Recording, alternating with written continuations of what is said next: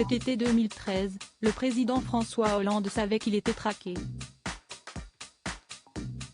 Un mois déjà que le tout Paris bruissait.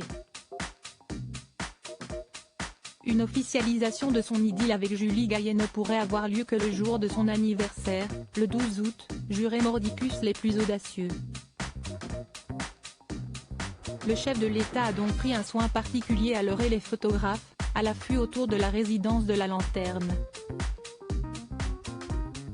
Il s'y reposait depuis le 4 août, premier jour de ses courtes vacances et devait officiellement y séjourner jusqu'au 14 août.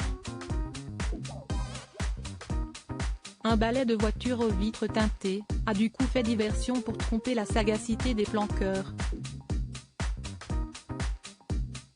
Le président n'était pas dans l'une de ses berlines et il avait en fait mis le cap au sud dès le 6 août, vers des eaux plus calmes, tout en restant l'œil rivé sur les mers démontées de l'actualité internationale.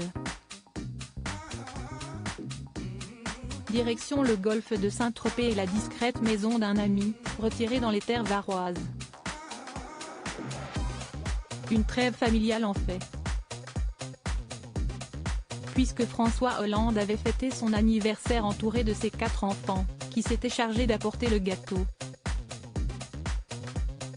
Chez Pierre Lescure avant cet aparté intime, le chef de l'État s'était offert le dimanche 10 août une halte chez son ami Pierre Lescure, à l'Isle-sur-la-Sorgue. Ce petit bijou luberonais est propice aux balades en amoureux le long du canal qui paraissent entre ses ruelles.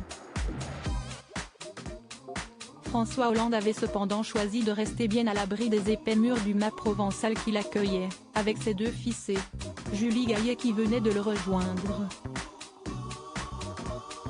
À l'époque, peu étaient ceux qui auraient parié sur ce couple ou seulement imaginé qu'ils se marieraient un jour. Crédit photo, Best Images.